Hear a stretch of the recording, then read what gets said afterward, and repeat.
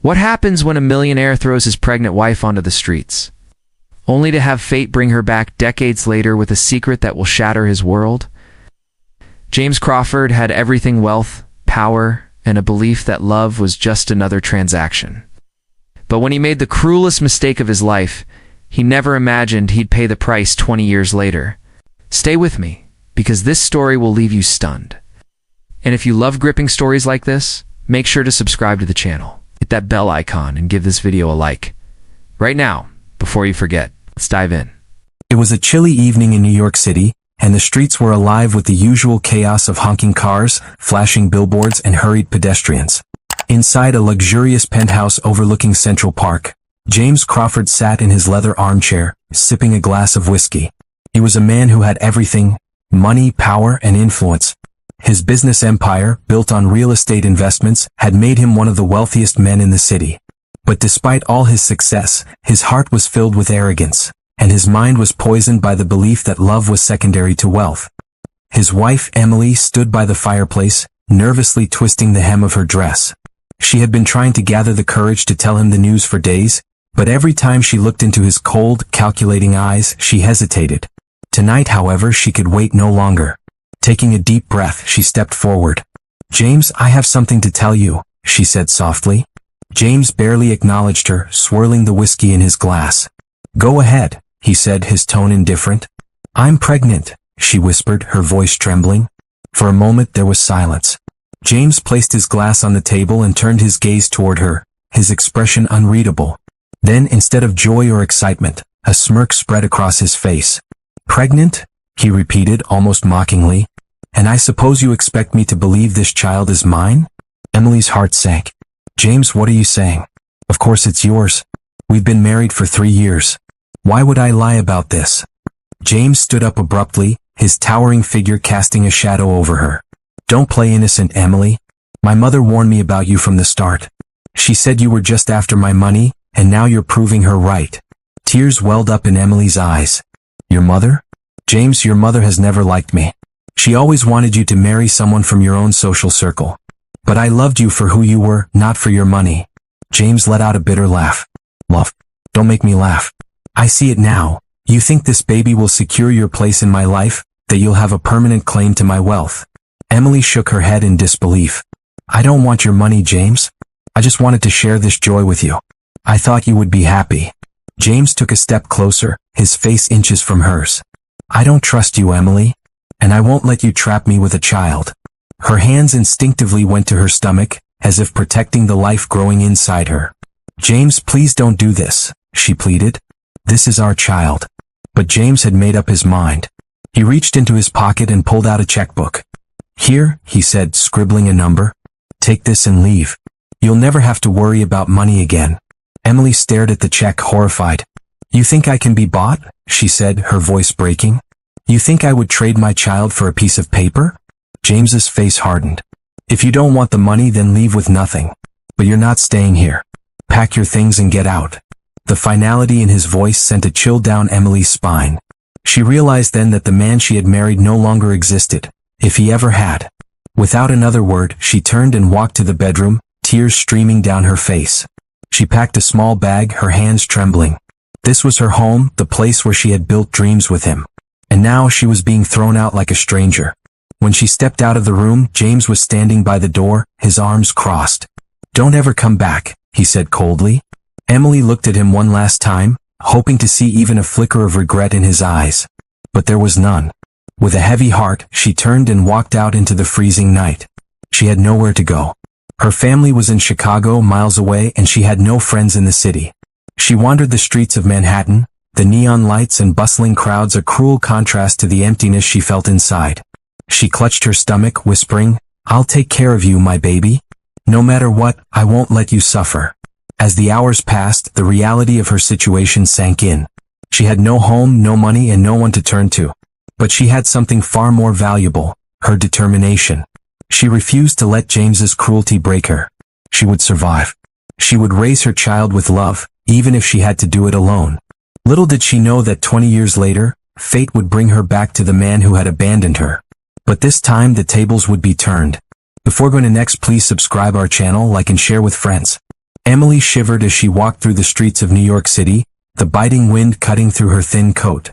The towering skyscrapers, once symbols of excitement and dreams, now felt suffocating. Her whole life had collapsed in a matter of hours. The man she had loved, the one she had trusted with her heart, had thrown her out without hesitation. She wrapped her arms around her stomach protectively, feeling the slight swell of her pregnancy. She had no home, no money, and nowhere to go. The realization was overwhelming, but she refused to break down. She had to think. She had to survive for her child. As the night deepened, Emily walked aimlessly through the streets, looking for a place to rest. She wandered into Grand Central Terminal, finding a bench in a quieter corner. She sat down, exhausted, her body aching from the hours of walking. Around her, travelers rushed to catch their trains, their lives moving forward while hers had come to a screeching halt. She closed her eyes for a moment, trying to block out the noise, but sleep wouldn't come. Hunger gnawed at her stomach, reminding her she hadn't eaten since the morning. But food required money and she had none. By morning, she knew she couldn't stay in New York. The city was too expensive, and every street reminded her of James. She needed a fresh start. She thought of her old college friend, Rachel, who lived in Chicago. They had lost touch over the years, but Rachel had always been kind-hearted. It was a long shot, but Emily had no other options. She made her way to Port Authority bus terminal, her hands trembling as she approached the ticket counter. The clerk barely looked up. Next, he called, bored. I need a bus ticket to Chicago, she said, her voice barely above a whisper. One way or round trip? He asked. Emily hesitated. A round trip would mean she had a place to return to. But there was nothing left for her in New York. One way, she murmured. That'll be $120, the clerk said, tapping at his screen. Emily's stomach dropped. She had nothing. Absolutely nothing. She stepped aside, her mind racing. She had never begged in her life, but what choice did she have? She took a deep breath and approached a middle-aged woman who looked kind. Excuse me, she said hesitantly. I'm in a really bad situation. I need to get to Chicago and I don't have the money for a bus ticket. If you could spare anything. The woman's eyes darted away, uncomfortable. I'm sorry I can't help, she muttered, walking away quickly. Emily swallowed hard and tried again. She asked an elderly man, a businessman in a sharp suit, a young couple holding hands. The responses were the same: pity, avoidance, rejection. Her cheeks burned with shame. She was about to give up when she felt a tap on her shoulder. She turned to see a tall, lanky man with kind eyes. He looked like he had seen his fair share of hardships. Chicago, huh? He said. I grew up there. How much do you need? $120, she said, embarrassed. The man nodded and pulled out his wallet. He handed her the exact amount without hesitation. I've been where you are, he said simply. Just promise me you'll pay it forward when you can. Tears filled Emily's eyes. I will, she promised. Thank you. You have no idea what this means to me. An hour later, she was on the bus, watching the city disappear behind her. As the miles stretched on, she thought about what lay ahead. She didn't know if Rachel would take her in. She didn't know how she would survive. But for the first time since James had thrown her out, she felt a glimmer of hope. When the bus pulled into Chicago the next morning, Emily felt a wave of nervousness. She had memorized Rachel's last known address from an old Christmas card but had no phone to call ahead. She stepped off the bus, taking a deep breath. The air was crisp and the city buzzed with life. Chicago was different from New York, less polished but somehow warmer. She hailed a cab with the last of her money and gave Rachel's address. As the car wove through the city streets, she tried to calm her nerves. When they reached a modest apartment building in Lincoln Park, Emily hesitated. What if Rachel had moved? What if she didn't remember her? Summoning her courage, she knocked on the door. Seconds felt like hours before it finally opened. Rachel stood there, her eyes widening in shock. Emily? She gasped. Tears spilled down Emily's cheeks. I didn't know where else to go, she admitted. Rachel took one look at her, her worn-out clothes, her tired eyes, the way she clutched her stomach, and without hesitation pulled her into a hug. Come inside, she said firmly. The warmth of the apartment enveloped Emily as she stepped in. It was small but cozy, filled with books and framed pictures. The scent of fresh coffee filled the air. Rachel led her to the couch and handed her a blanket. Tell me everything, she said, concern etched on her face. Emily took a shaky breath and began to speak. She told Rachel about James, the pregnancy, the way he had thrown her out without a second thought. Rachel listened in silence, her eyes darkening with anger. "That bastard," she muttered when Emily finished. "You deserve so much better."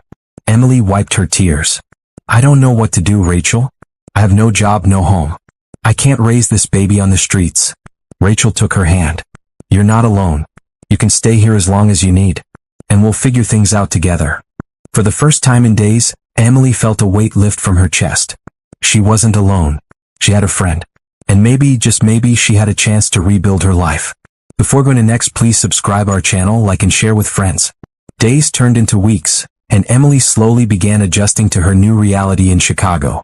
Rachel's small apartment became her safe haven, a place where she could breathe without fear of being thrown out. Every morning, she would wake up to the smell of freshly brewed coffee, the sound of city traffic filtering through the windows, and the comforting presence of Rachel, who had become more than just an old friend. She was now family. But despite the warmth and kindness Rachel offered, Emily knew she couldn't rely on her forever.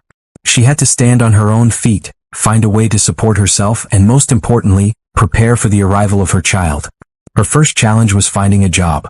With no savings and no college degree, her options were limited.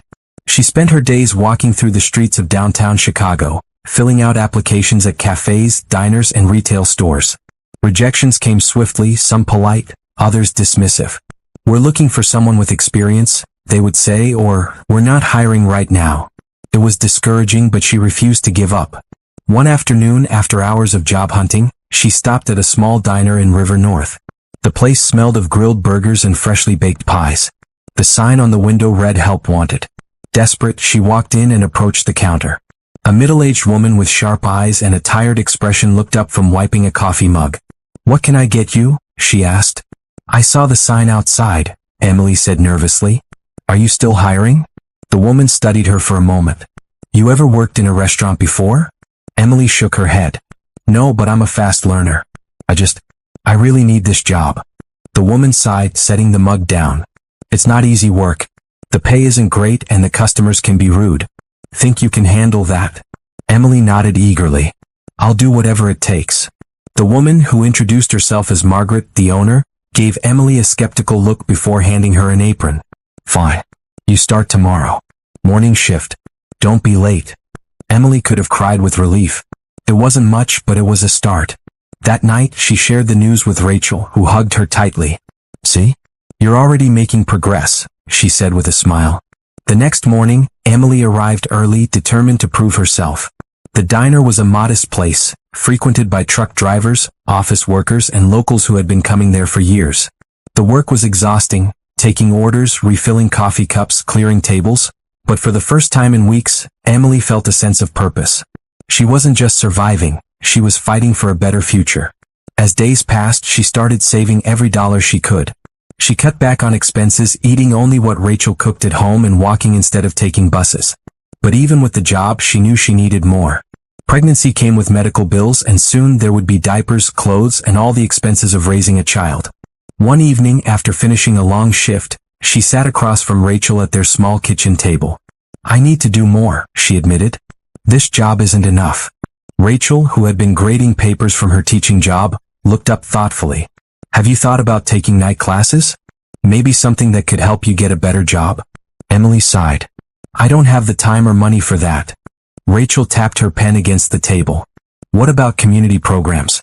There are organizations in the city that help single mothers. Some offer scholarships, job training, things that could help you in the long run." The idea sparked hope in Emily. The next day, she visited the Chicago Women's Resource Center, where she met a counselor named Linda. She explained her situation, and Linda listened carefully before handing her a list of programs. "You're not alone in this," she assured Emily. "There are people who want to help." One of the programs caught Emily's eye, a training course for medical office assistants. It was short, affordable, and promised steady job opportunities. She signed up immediately, determined to build a stable future for her child. As the weeks passed, her belly grew, and so did her determination. She balanced work, classes, and doctor's appointments, pushing through exhaustion because she knew every effort was for her child. Margaret at the diner noticed her dedication and began treating her with more respect, occasionally slipping her extra food to take home. Rachel remained her rock, cheering her on during the toughest days. One evening, as she sat in her room folding baby clothes Rachel had bought from a second-hand store, she felt a sudden flutter in her stomach. She froze, placing a hand over the small bump. And then she felt it again, a tiny, unmistakable kick. Tears filled her eyes as she whispered, "You're really in there, aren't you?" It was the first moment she truly felt connected to her baby, and it filled her with a love so strong it drowned out all the pain James had caused. Meanwhile, across the country, James Crawford continued his life of luxury in New York, completely unaware of the woman he had discarded. His business empire had only grown, his name appearing in Forbes articles and finance magazines. Women came and went, none lasting long enough to matter. He had convinced himself that he had done the right thing, that Emily had been nothing more than a mistake. He never once wondered about the child he had abandoned.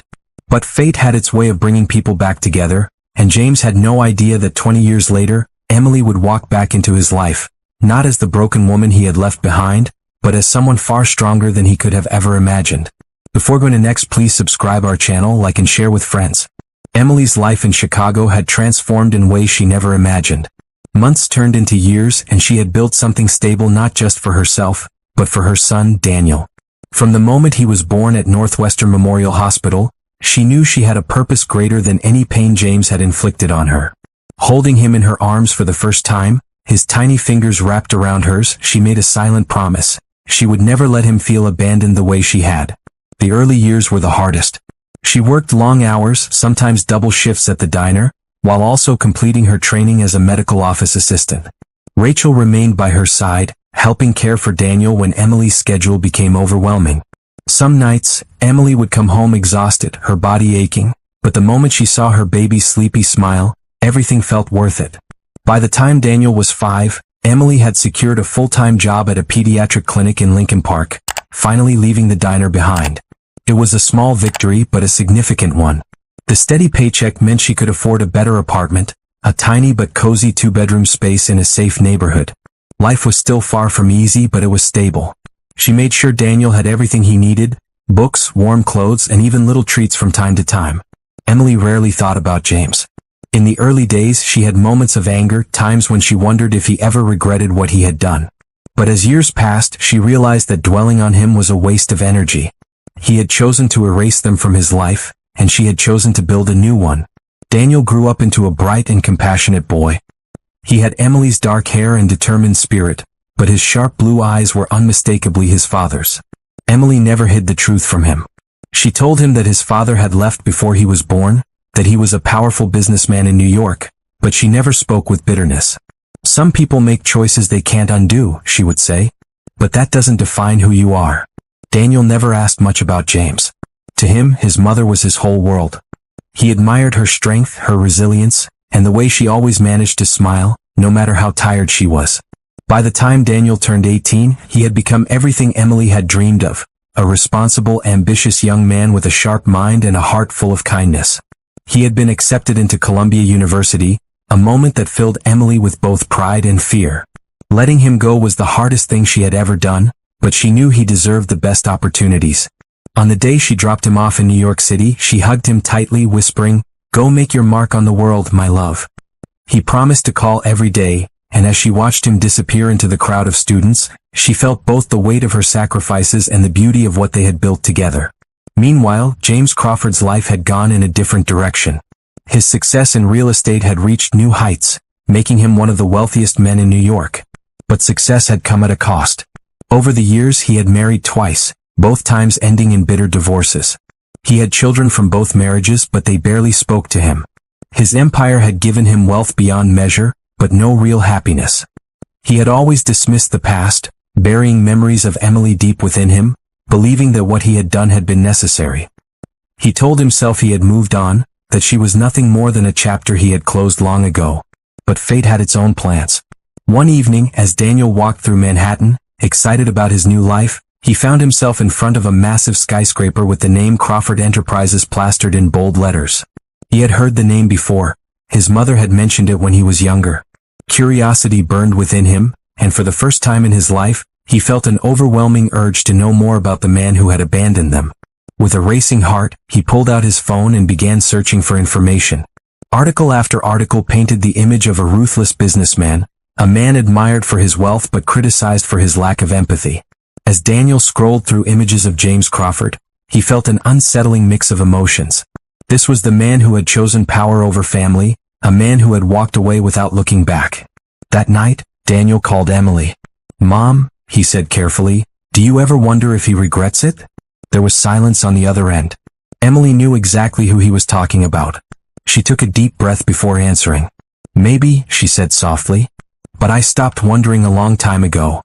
Daniel didn't respond right away. His mother had moved on, but something inside him needed closure. He didn't know what he was looking for, a confrontation, an apology, or simply an acknowledgement that he existed.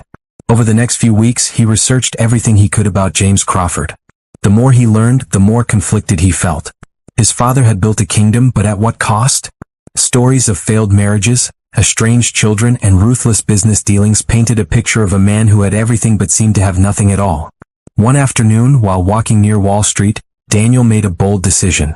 He entered the towering Crawford Enterprises building, his heart pounding. The receptionist, a well-dressed woman in her 40s, looked up. "Do you have an appointment?" she asked. "No," Daniel admitted. "But I need to see Mr. Crawford. It's important." The woman raised an eyebrow. "And who are you?" Daniel hesitated for only a second before saying the words that had been stuck in his throat for years. "I'm his son." Before going to next, please subscribe our channel, like and share with friends. The receptionist at Crawford Enterprises stared at Daniel for a long moment, her polished demeanor faltering just slightly. There was skepticism in her eyes, but also something else, curiosity. She looked him over, as if assessing whether this young man standing before her could possibly be telling the truth. Daniel felt a strange mix of emotions. He had walked into this building on impulse, without a plan, without an idea of what he expected to happen. And now, standing here, claiming his identity, it suddenly felt real in a way it never had before. He was James Crawford's son.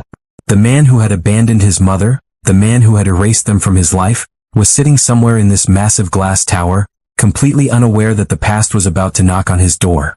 The receptionist finally cleared her throat. "Do you have any identification?" she asked, her voice professional but laced with suspicion. Daniel hesitated, then pulled out his driver's license. She glanced at the name, but it told her nothing. He had his mother's last name, of course. "Wait here," she said, standing up. She disappeared through a sleek glass door, leaving Daniel alone in the grand lobby, surrounded by the silent hum of success. He looked around, taking in the towering ceilings, the massive artwork, the carefully curated elegance of it all. This was the world his father had built, the world he had chosen over family. Minutes stretched into what felt like hours. Daniel shifted on his feet, his heart pounding harder with each passing second. Just as he was about to reconsider his decision, the glass door opened again. This time, a man in a dark suit emerged, a security officer, tall and broad-shouldered. His expression was unreadable as he approached Daniel. "Mr. Crawford will see you," he said, his voice firm but neutral. "Follow me." Daniel swallowed hard and nodded. He followed the man through a maze of glass-walled offices and marble hallways, his palms sweating despite the cool air. Finally, they stopped in front of a massive wooden door. The security officer pushed it open, revealing a vast office with floor-to-ceiling windows overlooking Manhattan. Behind a sleek black desk sat a man Daniel had only seen in news articles and interviews. James Crawford, his father. James looked up from his laptop, his piercing blue eyes that Daniel saw every day in his own reflection, narrowing slightly. He was older than the photos suggested, with streaks of gray in his hair and lines on his face that hinted at years of stress. But he still carried himself with the same aura of power and control that had made him a legend in the business world. For a moment, he simply studied Daniel, his expression unreadable. Then, in a voice that was both sharp and detached, he said, "Who are you?" Daniel felt his stomach tighten, but he didn't look away. "My name is Daniel," he said evenly. "Daniel Carter." He let the words hang in the air for a moment before adding, "Your son." James didn't react right away. His fingers, which had been resting on his laptop keyboard, curled slightly. His jaw tensed, but his expression remained carefully composed. "I don't have a son," he said coolly. Daniel let out a small, bitter laugh. "Yeah," he said. "I figured you'd say that." He took a step closer, refusing to let James dismiss him so easily. "You left my mother when she was pregnant. You threw her out of your house like she was nothing. She raised me alone, worked herself to the bone so I could have a life. And all this time, you've been sitting here in your empire, pretending we don't exist." James exhaled slowly as if trying to gather his thoughts. He stood up from his chair, moving around the desk with measured steps. Up close, Daniel could see the faint hesitation in his eyes, a flicker of something he couldn't quite define. "Emily Carter," James murmured, almost to himself. That was her name. He looked at Daniel again, and this time, there was something more than cold detachment in his gaze. There was recognition. "She never tried to contact me," he said. Daniel clenched his fists. "Why would she?" he shot back. "You made it clear she wasn't welcome in your life. You threw her out with nothing. She didn't come crawling back because she had dignity. And she didn't need you." James let out a breath, rubbing a hand over his face. For the first time he looked tired. Not the exhaustion of a businessman, but something deeper. Something heavier. "You shouldn't be here," he said finally. Daniel's heart pounded with anger. "What? Because it's inconvenient for you? Because it ruins the perfect life you've built for yourself?" He shook his head, his voice laced with frustration. "I didn't come here looking for money. I don't want anything from you. I just wanted to see you face to face. To understand how a man could walk away from his own child and never look back." James was silent for a long moment. When he finally spoke, his voice was low. "You think it was easy?" He turned away, walking toward the window. "You think I haven't thought about it?" Daniel stared at him in disbelief. "If you thought about it, you sure didn't do anything about it." James let out a bitter chuckle. "And what would you have wanted me to do? I was young, ambitious. I wasn't ready to be a father." He turned back to face Daniel, his eyes hard. "And if I had reached out? If I had tried to be part of your life? Would Emily have let me?" Daniel hesitated. He knew his mother had never spoken about wanting James back in their lives. But that didn't excuse what James had done. "You didn't even try," Daniel said quietly. "That's the difference." James studied him, and for the first time, there was something almost resembling regret in his expression. "You're right," he admitted. "I didn't." Daniel took a deep breath. He had come here for answers, and maybe he had gotten them, just not the ones he wanted. His father wasn't a monster. He was just a man. A flawed, selfish man who had made a decision years ago and never looked back. And maybe that was worse. "I don't know what I expected," Daniel said, shaking his head. "I guess I just needed to see it for myself." He turned toward the door, ready to leave. But before he could step out, James spoke again. "Daniel." Daniel paused, his hand on the doorknob. He didn't turn around. James hesitated for a fraction of a second before saying, "What does your mother think about you being here?" Daniel's grip on the doorknob tightened. He turned his head slightly, just enough to meet James's gaze. "She doesn't know," he admitted. "But I think she stopped thinking about you a long time ago." And with that, he walked out of the office, leaving James Crawford standing alone in his empire, staring at the son he never knew he had. Before going to next, please subscribe our channel, like and share with friends. Daniel stepped out of the towering Crawford Enterprises building and into the cool autumn air of Manhattan, his mind a whirlwind of emotions. The conversation with James had left him feeling empty, like he had been searching for something that didn't even exist. He had imagined this moment for years, fantasized about confronting the man who had abandoned him and his mother, but the reality had been far less dramatic. His father wasn't some heartless villain, nor was he a remorseful man seeking redemption. He was just a businessman who had made a decision and lived with it. No apologies, no attempts to explain, just a cold acknowledgement of the past. It was almost worse than being outright rejected, because at least rejection came with some level of passion. This, however, was indifference, and that stung in a way Daniel hadn't been prepared for.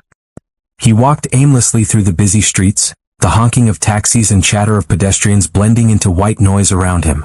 His phone buzzed in his pocket, but he ignored it. He knew it was his mother, wondering why he hadn't called her back. She had no idea he was here, and he wasn't sure how to tell her. Would she be angry? Disappointed? Or would she simply shake her head and say, "I told you so"? Daniel wasn't ready for any of those reactions. He needed time to process everything first. Eventually, he found himself in Central Park, where he sat on a bench overlooking the lake. The crisp air carried the scent of fallen leaves, and joggers passed by, lost in their own worlds. He thought about his mother, about the sacrifices she had made to give him a decent life. She had worked 2 jobs, often coming home late and exhausted, yet she never once let him feel like he was missing out. Every birthday, every school event, every scraped knee, she had been there. And the man who had given him life? He had been nowhere. Pulling out his phone, Daniel finally checked his messages. As expected, there were several missed calls from his mother, along with a few texts. One in particular caught his attention. "Call me. It's important." His stomach tightened as he hesitated for a moment before dialing her number. She picked up on the first ring. "Daniel," she breathed, relief evident in her voice. "Where have you been? I've been trying to reach you all day." "Sorry, Mom," he said, rubbing his forehead. "I just needed some time to think." There was a pause on the other end. "Where are you?" she asked carefully. "In the city," he admitted. He didn't want to lie to her, but he also wasn't sure how much to reveal just yet. His mother was silent for a moment, and then she said, "You went to see him, didn't you?" Daniel exhaled slowly. "Yeah." A long silence followed. When she finally spoke again, her voice was softer, almost resigned. "I thought you might, eventually." He frowned. "You're not mad?" She let out a quiet laugh, though it lacked any real amusement. "Mad? No, Daniel. I knew this day would come. I just hoped. I don't know. Maybe I hoped you wouldn't have to go looking for answers that won't satisfy you." Daniel leaned forward, elbows on his knees. "I don't know what I expected, but he didn't care, Mom. He didn't even try to pretend he felt guilty. He just accepted it. Like leaving us behind was just another business decision." His mother sighed. "That's who he is, sweetheart. That's who he always was." "Did you ever try to reach out to him?" Daniel asked hesitantly. She was quiet for a long time before answering. "No," she admitted. "I was young, heartbroken, and too proud to beg someone to love their own child. And honestly, I didn't want him in your life if he didn't want to be there. You deserved better than that." Daniel felt a lump in his throat. "You never told me much about him," he said. "Only that he left." "I didn't want you to grow up with hate in your heart," she said simply. "He made his choice and I made mine. My choice was to make sure you never felt unwanted." Daniel swallowed hard. "You did, Mom. You were enough." There was silence on the line, and when she spoke again, her voice was thick with emotion. "That's all I ever wanted to hear." For the first time that day, Daniel felt a sense of clarity. Maybe he hadn't needed to meet James to find closure. Maybe the answers had been with him all along, in the form of the woman who had given him everything despite having nothing. He stood up, looking around the park one last time before saying, "I'm coming home." His mother exhaled in relief. "I'll be here." Hanging up, Daniel took one last deep breath before heading toward the subway. He had spent years searching for something. Justice, acknowledgement, maybe even revenge, but in the end, none of that mattered. His mother was right. He hadn't needed James Crawford. He never had. And now, finally, he could start living like he believed it. Before going to next, please subscribe our channel, like and share with friends. Daniel sat in the quiet of his small apartment in Brooklyn, staring at the dim glow of the city lights outside his window. His meeting with James Crawford had left a strange void inside him, one he wasn't sure how to fill. He had spent years imagining how it would go, perhaps an explosive confrontation where his father finally admitted his mistakes, or a dramatic reconciliation where James expressed regret and begged for forgiveness. But reality had been cold, indifferent. No anger, no guilt, just a detached acknowledgement of the past. It was almost as if Daniel's existence had been nothing more than an insignificant footnote in the man's life. The realization stung, but in an odd way it was also liberating. His entire childhood had been spent wondering what he had done to make his father leave, what flaw in him had made him unworthy of love. But now he saw the truth. James's absence had nothing to do with him. It had always been about his father's own selfishness. And knowing that meant Daniel could finally stop blaming himself. He picked up his phone, scrolling through his contacts until he landed on his mother's number. He had already spoken to her after the meeting, but something inside him needed to hear her voice again. He hesitated for a moment before calling, and she answered almost immediately. "Daniel," she said warmly, the familiar comfort in her tone washing over him. "Hey, Mom," he said, his voice softer than he intended. "I just wanted to check in." She chuckled lightly. "Sweetheart, you don't have to check in on me. I'm the mother, remember? I check in on you." A small smile tugged at his lips. "Yeah, well, I just wanted to hear your voice." She paused as if sensing the weight behind his words. "Are you okay?" Daniel leaned back against the couch, running a hand through his hair. "I don't know. I thought meeting him would bring me some kind of closure, but it just feels empty." His mother sighed. "That's because closure doesn't come from other people, Daniel. It comes from within. James wasn't going to give you anything you didn't already have." Daniel closed his eyes, letting her words sink in. You were right about him. About everything. There was a silence on the other end before she said, I never wanted to be right about this, sweetheart. I would have given anything for him to be the father you deserved. His chest tightened. You were enough, Mom. You always were. A soft sniffle came through the line, and he knew she was holding back tears. Thank you, baby. That means more than you know. They talked for a while longer, reminiscing about old memories, laughing at stories from his childhood. By the time they hung up, Daniel felt lighter, as if a weight had been lifted off his shoulders. Maybe he hadn't found the closure he was looking for, but he had found something even more valuable, the realization that he had never truly been alone. As the days passed, he focused on work, pouring himself into his projects. He was a financial analyst at a small firm, far from the wealth and power his father wielded, but he was proud of the life he had built. He had worked hard for everything he had without shortcuts or handouts, and that was something James Crawford could never take away from him. One afternoon, while grabbing coffee at a cafe near Wall Street, he ran into an old college friend, Michael. They hadn't spoken in years, but after catching up over coffee, Michael mentioned a business opportunity, an investment startup that was looking for sharp minds like Daniel's. At first, Daniel hesitated. He had a stable job, a steady paycheck. But there was something exciting about the idea of building something from the ground up, of proving to himself that he could succeed on his own terms. After a few sleepless nights of weighing his options, he decided to take the leap.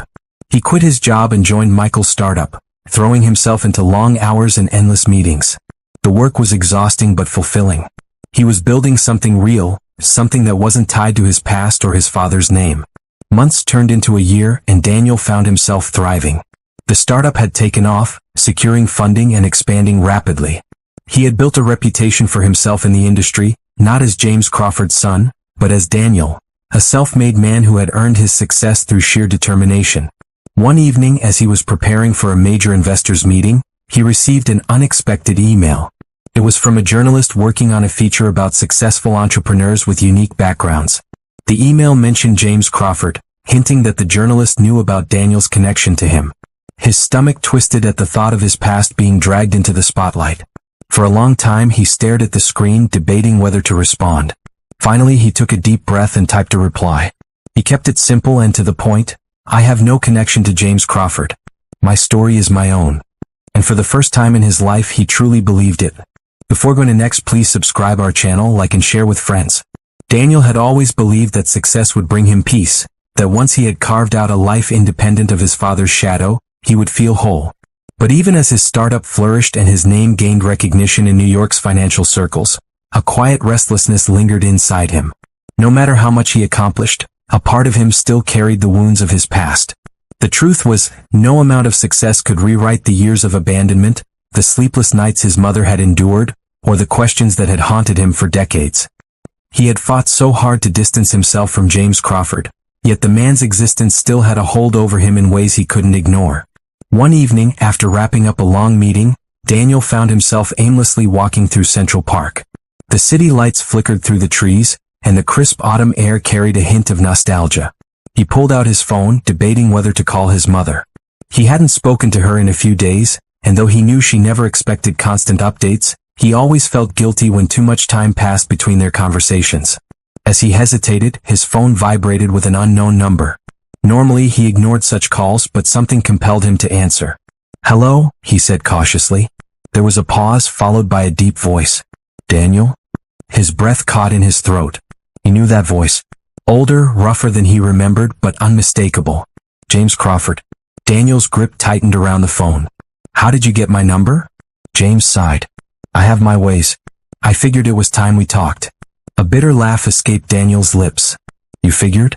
After 20 years, you just decided now is the right time?" "I know I don't deserve a warm welcome," James admitted, his tone unusually subdued. "But I saw the article about your company. You've done well for yourself."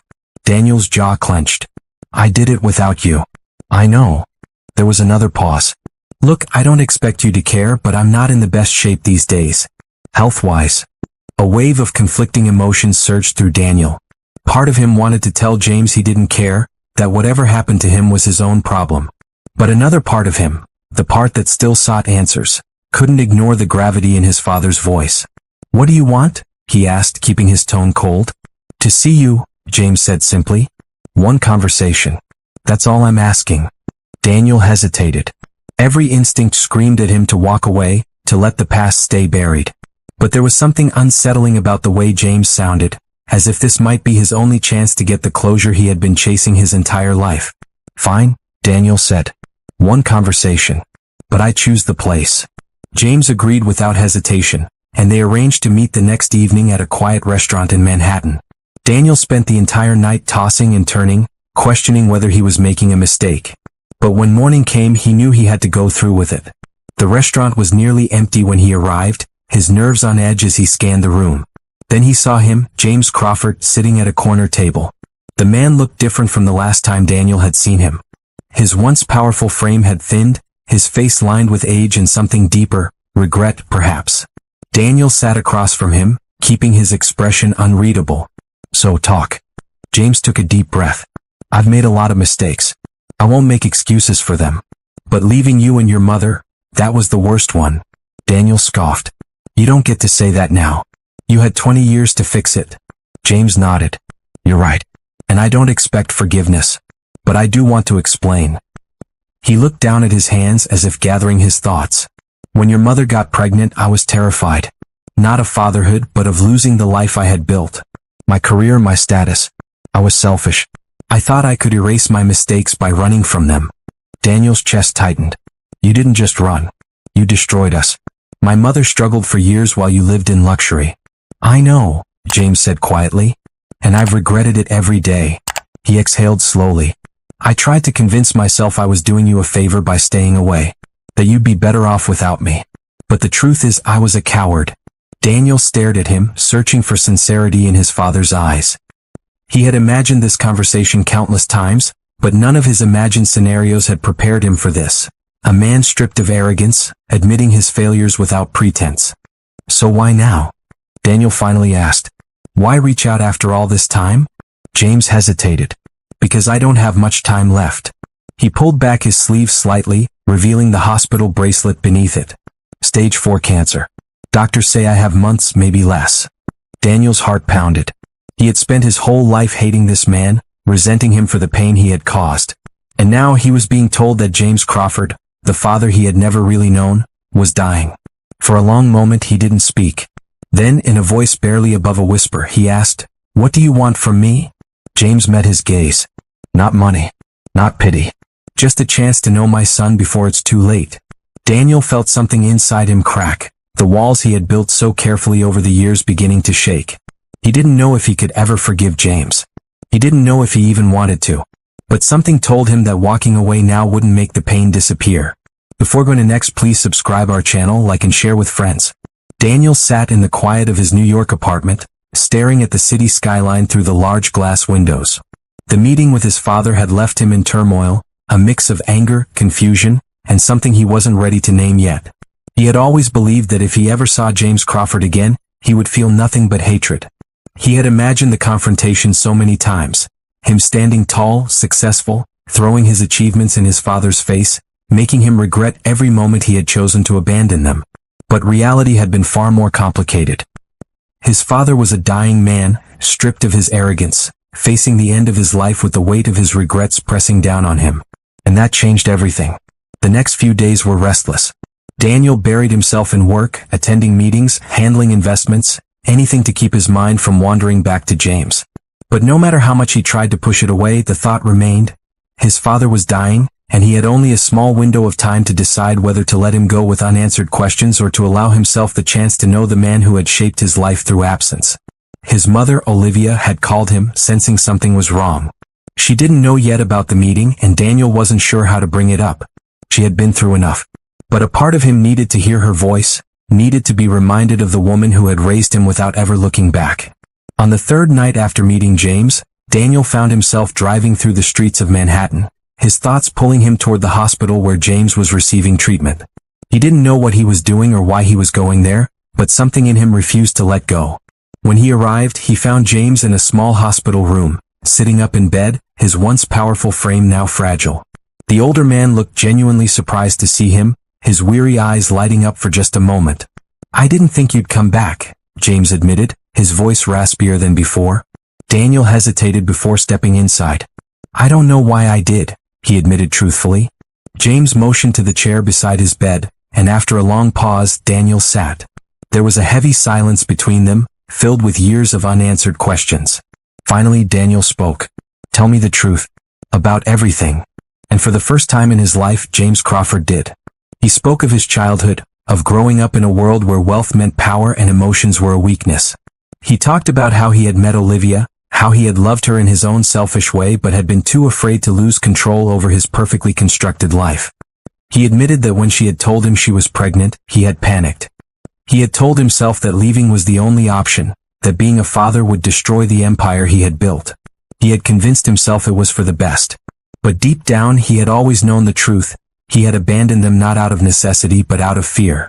Daniel listened, his emotions a storm inside him. He had spent his life believing his father had never cared, but now he saw something else. A man who had been broken long before he had even been born. And as much as he wanted to hold on to his anger, he couldn't ignore the pain in James's voice, the regret etched into every word. I don't expect you to forgive me, James said finally, his voice trembling. I just didn't want to leave this world without you knowing how sorry I am. Daniel swallowed the lump in his throat. He had spent years waiting for this apology, but now that it was here, he realized it didn't erase the past. It didn't change what his mother had suffered, what he had endured growing up without a father. But maybe it could change something else. Maybe it could allow him to move forward without the weight of resentment pulling him down. The following weeks passed in a blur. Daniel found himself visiting James more often, their conversations growing deeper. They talked about business, about life, about the years they had lost. It wasn't easy and it wasn't perfect, but it was something. Olivia was hesitant when Daniel finally told her, but she didn't stop him. She had made her peace with the past, and she trusted Daniel to make his own choices. One evening, as Daniel sat by James's hospital bed, the older man looked at him with tired but peaceful eyes. I never got to be your father, he said. But in these last few weeks, you gave me a chance to be something close. Daniel felt a tightness in his chest. He had never called James Dad, and he probably never would. But in that moment he reached out and squeezed his father's hand. It was the closest thing to forgiveness he could offer. James Crawford passed away 2 days later. His will left everything to Daniel, not just his wealth but his personal journals, letters he had written but never sent, pieces of a man he had never truly known. At first, Daniel didn't know what to do with it all. But as time passed, he found himself reading through the pages, understanding his father in ways he never had before. Months later, as he stood in his office, looking out at the city he had built his life in, he realized something. He had spent years chasing success to prove a point, to prove that he didn't need his father. But now, for the first time, he was no longer running. He was moving forward, not in defiance of his past, but in acceptance of it.